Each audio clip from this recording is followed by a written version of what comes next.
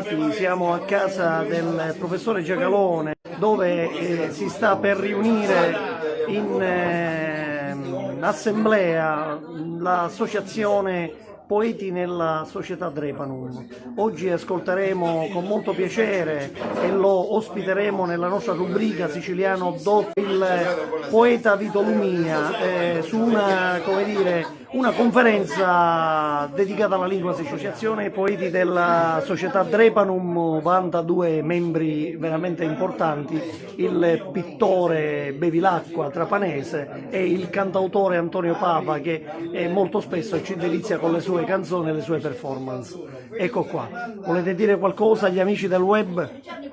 Vogliamo salutarli e speriamo di vederci più spesso.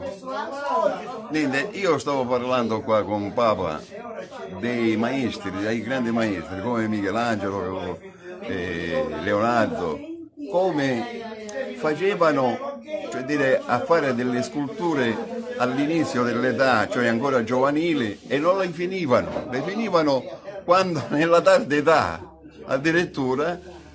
Ma come facevano? Cioè la Pietà e altre sculture fatte veramente, insomma, che oggi, insomma, come il Davide. Siamo con Alberto Criscendi, membro dell'Associazione Poeti della Società Drepanum. Alberto, ho una curiosità da dirti, ma chi era Erinne? Erinne è un nome fantasioso per camuffare un nome di donna reale. Me la puoi recitare quella famosa ottava intitolata Erinne? Io penso sempre a te continuamente come un nutrico latte di leminni. Quando non ti vio mi sbesso i sentimenti, mi sento un aciduzzo senza penne. Maestro Lumia, allora l'argomento di stasera è un breve saggio storico-letterario sulla lingua siciliana, dagli albori fino ai nostri giorni. Grazie, lo ascolteremo con piacere. Totò Mirabile, molto conosciuto e apprezzato poeta e cultore, diciamo, delle cose popolari siciliane e delle tradizioni, soprattutto le tradizioni contadine. Hai un museo che io ho avuto il piacere di visitare, molto, molto bello e che attrae un sacco di persone, perché io ti seguo molto su Facebook. Totò, secondo te la poesia oggi in che stato si trova? Una bella domanda questa, caro mio, difficile. La poesia oggi versa in cattive condizioni, secondo me, perché oggi sono pochi quelli che appassionati di poesia, pochi che leggono, perché con questo mondo virtuale tutti, diciamo, ormai sono diretti e attratti da questo PC dove si trovano, diciamo, tante cose a portata di mano. Ma tra le tante cose che ti capita di leggere, noti comunque diciamo, qualche punta di vera poesia? Sì, noto qualche punta di vera poesia, la noto senz'altro, però noto molta, ma molta prosa che viene spacciata per poesia. Sei d'accordo col detto che i social network hanno dato voce agli imbecilli? Eh sì, anche questa è una grande verità, perché oggi, diciamo, mentre una volta la cultura si acquistava con tanti sacrifici, andando nelle biblioteche, negli archivi e leggendo moltissimo, oggi basta fare una ricerca a internet con un semplice click e già si trova tutto a portata di mano. Grazie Totò. Prego. Gino Adamo, presidente dell'Associazione Poeti della Società Drepanum, stasera una, diciamo, mini conferenza sulla letteratura e la lingua siciliana tenuta dal maestro Vito Lumia. Sarà interessante? Io penso di sì, perché conoscendo il professore Vito Lumia e conoscendo la sua preparazione, soprattutto per quanto riguarda la lingua siciliana, perché così viene definita e dobbiamo rispettare tale definizione, io credo che questa sera sarà una serata molto interessante, ma staremo a vedere. Angela Resta, un'altra poetessa del gruppo dell'associazione Poeti, ecco, è scrittrice dell'associazione Poeti nella Società Drepanum da molti anni. Sì, tanti anni, addirittura ho conosciuto io l'associazione ancora prima che io mi ci iscrivessi, perché l'associazione ha proposto alla mia scuola di fare un libro sulle poesie e i miei alunni sono stati seguiti da me, è stato un bellissimo ricordo per me e quando ho avuto l'opportunità mi sono iscritta. Angela, ti volevo chiedere, siccome ti seguo molto su Facebook tramite i social, Trapani Calcio, qualche battuta su Trapani Calcio? E tanto per gira e rigira torno sempre sulla scuola, anche in questo caso, perché anche per il calcio l'input l'ho avuto dalle relazioni con i miei alunni, perché è stato proprio per loro che ho seguito la mia classe, non solo, anche le altre, nei rapporti per un'attività fatta dalla mia scuola con il Trapani Calcio, e anche lì c'è stato un seguito poi per me. Quindi grazie alla scuola, grazie ai miei alunni e per loro che sono. Forse è stato la presenza del professore Lumia ad attrarre e attirare tutti ad essere presenti, e di questo sono pienamente felice e ringrazio Lumia di essere qui e di averci dato la possibilità di ascoltarlo e di sentire quello che avrà da dire sulla sua relazione, che tratterà della lingua siciliana, perché bisogna chiamarla lingua siciliana, altrimenti qualcuno potrebbe anche adirarsi. Questo popolo che oggi siamo noi, i siciliani, è stato un tempo sicolo, erano i siculi anticamente, e per anticamente la prima notizia che si ha di questo popolo è circa 2000 a.C. Queste sono le prime avvisaglie di questo popolo, che dal luogo dove si trovava, che vicino alle foci del Mar Caspio, da quelle parti, va bene, poi piano piano arrivò fino alle foci dell'Adriatico, del nostro mare Adriatico, e da lì successivamente, dopo circa 1000 anni, va bene, sbarcò in Sicilia. Da quel momento i siculi divennero i siciliani, perché la Sicilia, che a quei tempi si chiamava Sicania, bene, loro l'hanno ribattezzata Sicilia, per cui gli abitanti non sono altro che siciliani da allora fino ai giorni nostri. È un viaggio lunghissimo, va bene, però io ho cercato di sintetizzare e fare 34 secoli di storia di questo popolo, ma soprattutto quello che interessa a me non è proprio illustrarvi la storia del popolo, ma illustrarvi la lingua di questo popolo, per non incorrere, invece di farmi un lungo discorso così a voce, dove potrei pure dimenticare qualche passaggio anche importante, ve la leggo, perché io ci ho perso qua molto tempo per poter scrivere questa cosa. Questo è un sunto di tutto quello che stavo per dire, perché quello originale sono circa 120 pagine, quindi questo qua è solo un piccolo sunto per rendere l'idea, va bene? Ed è un breve saggio storico sulla lingua siciliana, quindi passo passo, io parlando di storia di questo popolo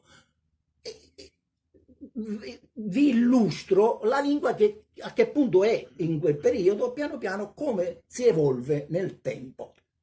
E allora la storia, e quindi di lingua siciliana si parla, non me ne voglia qualcuno che magari dice no, non è lingua, è dialetto, questo non ha importanza, io do ragione a tutti. Lo volete chiamare dialetto, chiamatelo dialetto, lo volete chiamare in un'altra maniera, io parlo della favela, così come parlavano questo popolo. Esatto, quindi non ha importanza, non è perché dico lingua siciliana qualcuno stava a cattigliare, no, attenzione, non stava a cattigliare, nulla, perché siamo d'accordo, io sono d'accordo con tutti e non voglio fare polemica con nessuno. E allora inizio una lettura molto veloce e poi quando finisco, chi vuole chiarire qualche cosa lo può chiarire tranquillamente, io sono qua a disposizione, non solo oggi, anche nel futuro. Va bene? E quindi leggo abbastanza velocemente. La storia della lingua siciliana è una storia per certi versi amara, costellata qua e là di luci e di ombre, in verità più ombre che luci.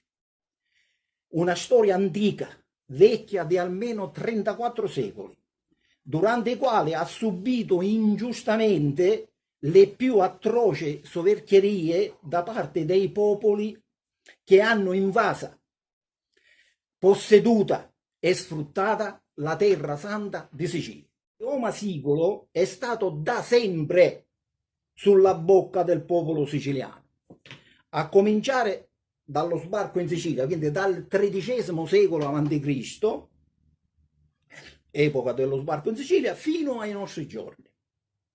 Per sua fortuna e per certi versi anche per sua sfortuna o disgrazia, come si suol dire, la lingua siciliana è stata solo e soltanto lingua parlata.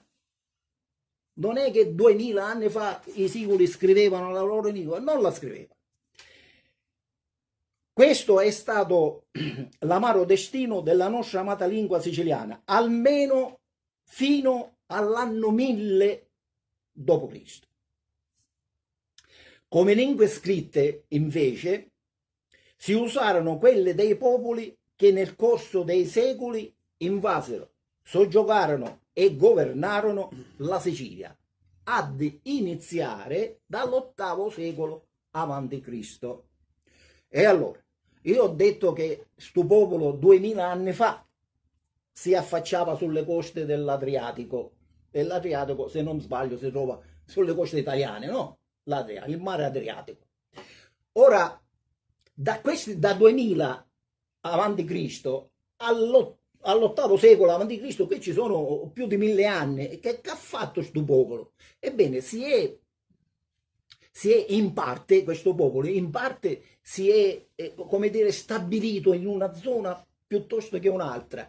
I siculi all'inizio hanno formato delle città, hanno proprio istituito, hanno costruito delle città e si sono installate lì, ma successivamente andavano camminando. I siculi sono andati fino in tutta la Toscana, fino a contatto, hanno avuto contatto con i Galli della Gallia Cisalpina, e lì i siculi portavano i loro pregi e i loro difetti, portavano la loro lingua, la loro religione, quindi seppellivano i morti, mentre gli altri, non tutti seppellivano i morti, alcuni li bruciavano, altri li lasciavano seccare sulle palafitte, eccetera, eccetera. Non tutti seppellivano i morti. I siculi facevano questo, e ci sono tutte le prove, vicino Cartagenone, lì ci sono tutte le nicchie antichissime. Quindi, dico, e loro dopo 600 anni che erano in Italia, si sono stabiliti nel Lazio, proprio in quel posto dove doveva nascere Roma, proprio lì sul Palatino, dove doveva nascere Roma. Lì si sono stabiliti i siculi. Per tanti anni hanno avuto contatti strettissimi, molto stretti con i latini. Quindi quando qualcuno dice ma la lingua siciliana somiglia alla lingua latina, ma perché qualcuno dei professori nelle scuole italiane si dice che il siciliano è una lingua provenzale. La lingua provenzale già del Medioevo è una cosa nata ieri in confronto, invece i siculi oltre 1000 anni prima hanno avuto contatti strettissimi con questo popolo dei latini, che parlavano una lingua affine a quella vicina, insomma, che si somigliava. Magari non erano fratelli, erano cugini, va bene, ma si somigliavano perché tutte e due, siculi e latini, parlavano una lingua che derivava dalla madrelingua. La madrelingua era, lo chiamavano indoario, il popolo che parlava questa lingua, e quindi la lingua europea, indoeuropea. Questa era la mamma di tutte le lingue, che poi diventò la mamma del tedesco, delle lingue finniche, del greco, oltre che del latino. La lingua indoeuropea. Questa era la mamma. Quindi la lingua sicula è una lingua originaria. Non è nata dalla corruzione dell'italiano, per cui dici è il dialetto italiano. No, assolutamente, l'italiano neanche esisteva quando il siciliano, la lingua sicola si parlava. Non esisteva l'italiano, non c'era l'italiano, è cosa di ieri. Qua oltre 1000 anni prima i siculi parlavano, non erano muti, e continuano la lettura.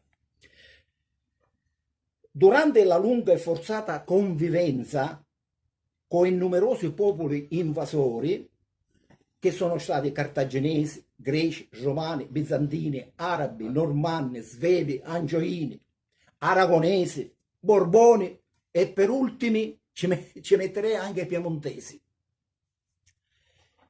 I siciliani seppero preservare la loro lingua dal pericolo di alterarsi o addirittura di estinguersi. Anzi, il siciliano ebbe una straordinaria capacità di assorbimento degli elementi linguistici propri degli altri popoli con i quali i siciliani sono venuti in contatto. Questa prerogativa, a dire dai glottologi, è caratteristica di una vera lingua, altro che dialetto.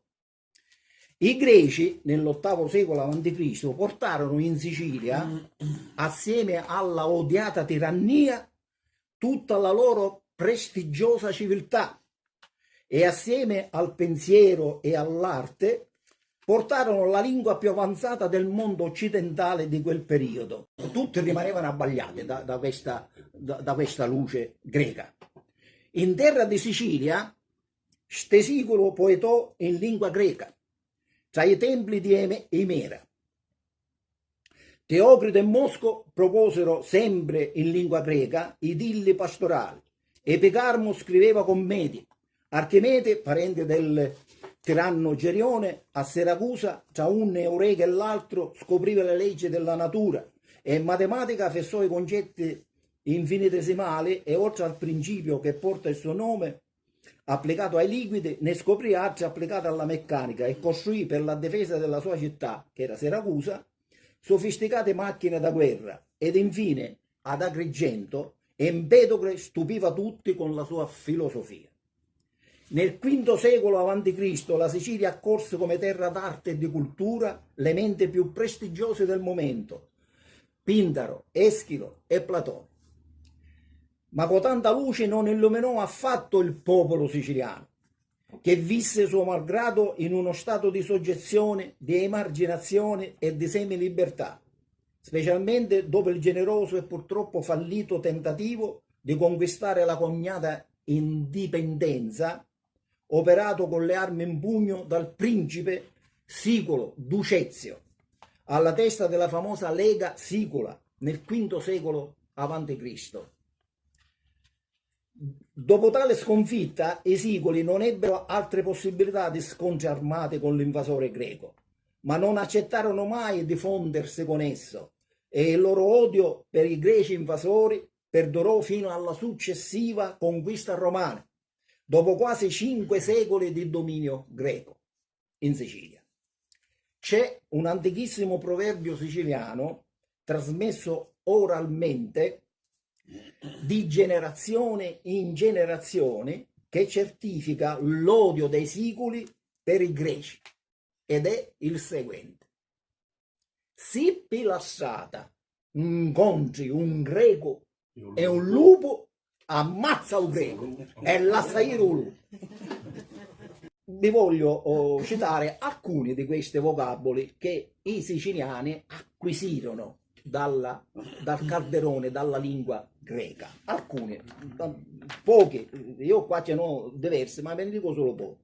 Per esempio, ammaro è il famoso gambero, ammatola, asca, babbo, babbio, basiricò, bumulo, bucale, carteggia, cantaro, crastone, crasto, catarro, e potrei continuare infinitamente, perché sono centinaia e centinaia e centinaia. Ma torniamo al nostro discorso.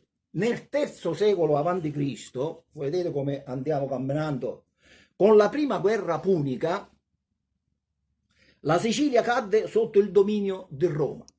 La florida e generosa terra di Sicilia, quindi dopo la conquista romana, era chiamato il famoso granaio di Roma. La Sicilia così veniva definita. Sperimentò un lungo e progressivo declino la Sicilia, non solo a causa di disonesti e avidi amministratori, tra cui mi piace ricordare il peggiore di tutti, il famoso Verre, intorno al 71 a.C., ma anche e soprattutto per l'importazione nell'isola, cominciò proprio in quel periodo, l'importazione nell'isola dei famosi schiavi.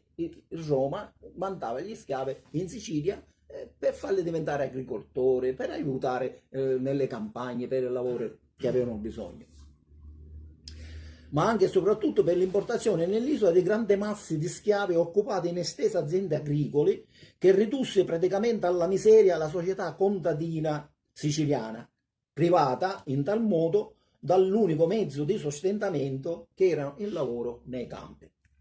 Sotto il profilo linguistico, che è quello che ci interessa, le cose andarono decisamente meglio.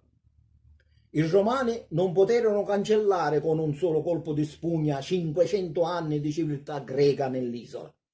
Siculi e sicilioti, che erano i sicilioti? I siculi, l'abbiamo detto, che i sicilioti erano i greci che erano nati in Sicilia, il figlio del figlio del figlio del figlio di quelle che erano venute ad occupare la Sicilia, ma erano nati in Sicilia, ma non erano proprio siciliani, erano sicilioti, va bene? Quindi siculi e sicilioti uniti da un comune destino, perché erano tutte e due succubi della potenza romana, nel corso dei secoli non poterono restare indifferenti al modo di esprimersi dei nuovi amministratori. Essi, siculi e sicilioti, essi accorsero giorno dopo giorno nella lingua parlata, quella che si parla giornalmente, non nella lingua aulica, quella che si scrive, poesia, letteratura, no, nella lingua proprio di tutti i giorni. Accorsero nella lingua parlata un numero veramente considerevole, molti di più di quelli greci, di vocaboli latini, che furono trasformati in siciliano. Questi vocaboli latini furono trasformati in siciliano, così come era avvenuto prima con i vocaboli greci, che diventarono siciliani. Ve ne cito alcuni anche qua dei vocaboli latini come quelli greci. Antura, antura, astura, anneare. Io dissi che vengono trasformate in siciliano, io dico già trasformate, ve le porgo. Quindi antura, astura, anneare, amoruso, abbuccune, accattare, accussì, battaglio, bagara, bifara, chiave, chiovo, culoscia, cucuzza. Potrei continuare all'infinito perché queste sono veramente centinaia e centinaia e centinaia, sono assai i vocaboli latini diventati siciliani. Continuiamo. Per i secoli l'incontro col latino non è stato affatto una cosa traumatica.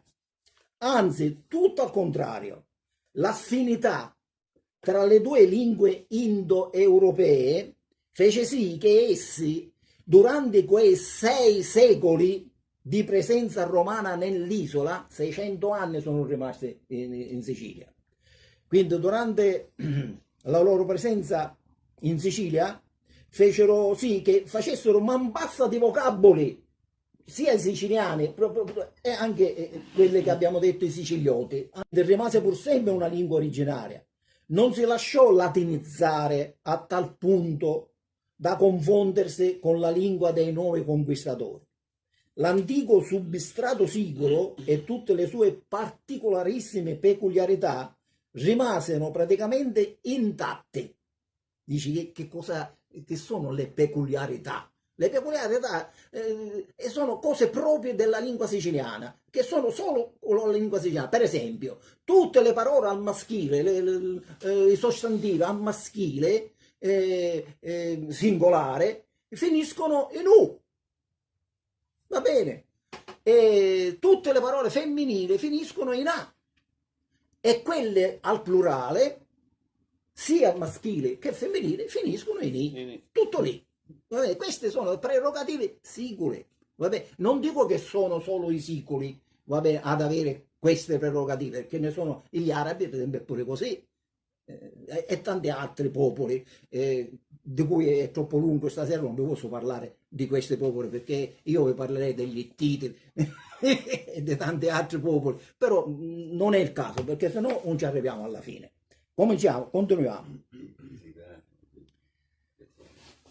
Le lingue scritte, per questo ne è parlato sempre nella lingua parlata, le lingue scritte in Sicilia durante l'impero romano furono il greco, che si parlava prima, va bene, e il latino, tutte e due. Ma chi scriveva queste lingue scritte? Chi scriveva greco e latino? Non certo il popolo era analfabeta. Quello siciliano parlava sempre, da sempre parlava siciliano, sia quando c'erano i greci, sia ora che c'erano i latini, ma i romani. Ma non sapeva scrivere. Ah? Non sapeva No, scrivere. assolutamente no, non sapeva scrivere, non era il popolo, il popolino che scriveva greco e latino, erano siculi e sicilioti che anche loro avevano la classe più agiata, c'era l'impero romano d'Occidente con capitale Roma, va bene, ma c'era quello d'Oriente, va bene, che c'era l'antica Istanbul, che poi si chiamò Costantinopoli.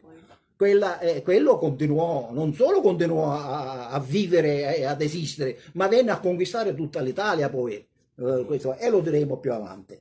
Con la rovinosa fine dell'impero romano d'Occidente, che è successo nel 476 d.C., ebbe inizio un amaro periodo di oscurantismo in Sicilia. Vedremo cosa è successo sotto il profilo linguistico, che è quello che ci interessa più da vicino, nella trattazione naturalmente di questa sera. I bizantini riportarono in Sicilia la lingua greca, quella che i greci avevano portato nell'8° secolo prima di Cristo.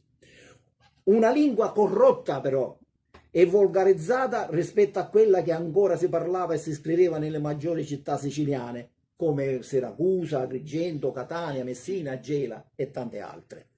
Tuttavia, il loro contatto, che si protrasse per 3 lunghi secoli, durante i quali la Sicilia fu teatro di guerre feroci tra bizantini e goti, non tutti i siciliani erano analfabeti, era la maggior parte, perché ce n'erano siciliani che avevano i soldi, i baroni siciliani che possedevano le terre, queste là, loro studiavano, loro potevano mettersi proprio a tu per tu, sia con i romani, sia con i greci e anche con gli altri che venivano in Sicilia a fare, e c'erano cartografi, c'erano ingegneri, c'erano delle persone che sapevano il fatto loro, e alcuni erano siciliani, cioè nati in Sicilia, insomma, ecco.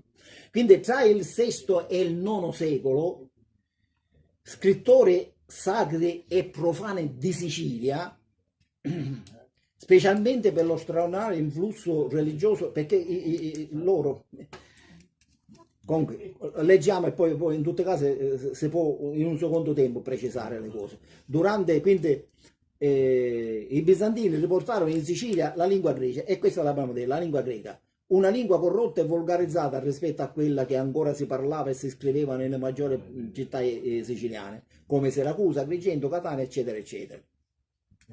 Tuttavia, il loro contatto, che si protrasse per 3 lunghi secoli, per 3 secoli sono rimasti, durante i quali la Sicilia fu teatro di guerre feroci tra bizantini e goti, nonché di violentissime incursioni piratesche da parte dei saraceni, che con improvvisi colpi di mano piombavano sulle città costiere dell'isola, massacrando, derubando e terrorizzando le indifese popolazioni indigene, diede nuovo impulso e nuova linfa alla lingua greca di Sicilia, specialmente per lo straordinario influsso religioso che i bizantini ebbero sulla popolazione siciliana e cristiana.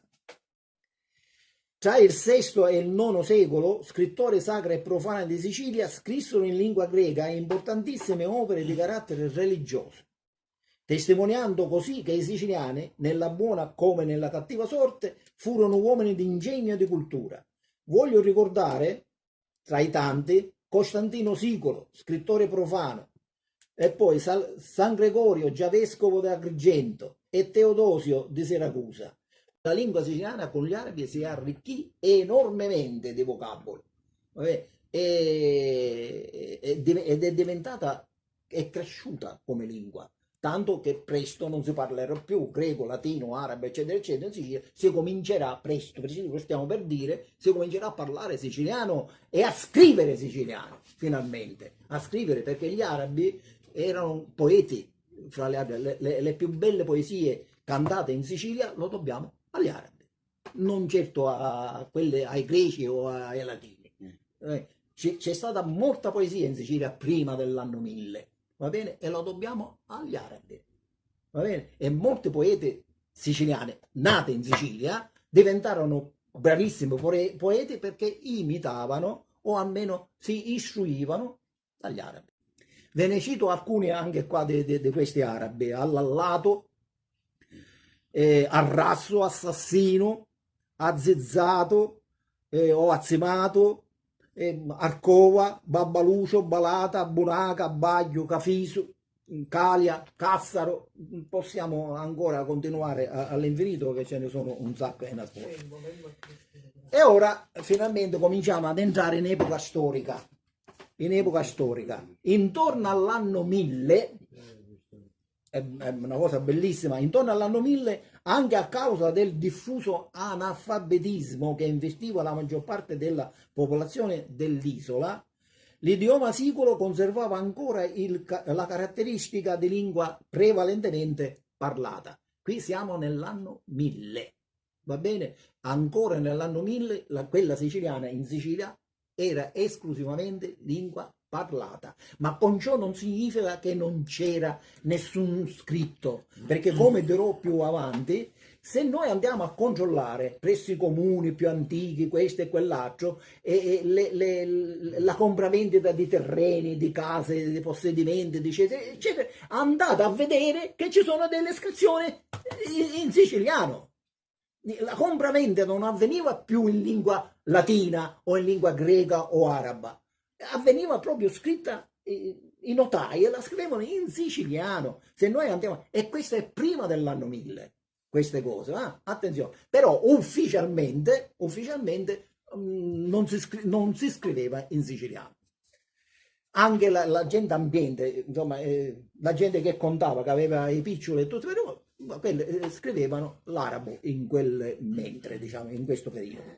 L'idioma siculo conservava ancora le caratteristiche di lingua prevalentemente parlata, ma è opinione comune che in quel periodo il siciliano, per quotidiana necessità, però non è perché lo voleva fare il popolo, per quotidiana necessità cominciasse a comparire nei diplomi ufficiali. Ufficialmente la lingua siciliana è una lingua parlata e scritta da tutti coloro che avevano naturalmente la scuola per farlo, perché non è che dall'oggi a domani un siciliano dice fino a oggi non la scrivevo e domani devi studiarla per poterla scrivere. Per parlarla no, te la insegna la mamma, il papà, i fratelli, i vicini, i parenti. Per parlarla la parli da piccolo e vive la tua vita da analfabeta tranquillamente. Ce n'erano analfabeti che facevano un sacco di soldi con il commercio, usavano la lingua parlata, ma quando vai per scriverla la devi studiare. Così era allora e così è pure oggi. Ecco quando io dico all'amico o a un altro amico: attenzione, perché questa cosa non si scrive. Perché? Perché evidentemente, vabbè, se uno perché la scrive? Ognuno vuole scrivere in modo sbagliato? No, perché non lo sa, non lo conosce e non l'ha studiato, punto e basta. Quindi sotto il regno di Ruggero II la lingua siciliana, uscita dal suo millenario isolamento, ritrovò slancio e vigore e rappresentò una valida alternativa al greco e al latino e anche all'arabo, che tuttavia continuarono ad essere usate come lingue scritte per esigenze amministrative, perché commerciali e anche politiche, oltre che nelle arti e nelle scienze. Intanto, in tutta Europa, siamo nell'undicesimo secolo, va bene? Siamo quasi alle porte del XII secolo, al momento ci sarà Federico II. Intanto in tutta Europa, dal lento e progressivo disfacimento della lingua latina, particolarmente in Portogallo, Spagna e Francia, erano sorti attenzione, non dimenticate questo, dal disfacimento della lingua latina sorsero altre lingue, va bene? Quindi parlavano la lingua portoghese, la lingua spagnola, la lingua francese, rumena, eccetera, eccetera. Noi possiamo parlare di tante lingue europee, ma non la lingua siciliana. Almeno sotto la mia versione, io non dico che la lingua siciliana è nata lì, insieme a quella portoghese. Non è una lingua romanza, la lingua siciliana già c'era 1200 anni prima di questo fatto. Dell'imperatore Federico, qui avrei da parlarvi perlomeno una settimana, io, non un giorno, va bene? Però questa sera niente, ma anche in questa, come si chiama, non ho voluto fare nessuna polemica. Dell'imperatore Federico si è detto e si è scritto un gran bene. E poiché il tema della serata, di questa sera, tratta ben un altro argomento, non voglio aggiungere né tantomeno togliere nulla a quanto è stato detto e scritto finora. Non dico una parola. Ma se la devo dire, dico questo: è vero comunque che amò la filosofia, le scienze, le arti e la poesia. E i falchi. E i falchi. Sì, era un grandissimo falcone. E che alla sua corte palermitana fiorì la prima scuola poetica italiana, detta scuola siciliana, alla quale parteciparono poeti provenienti da tutte le regioni d'Italia.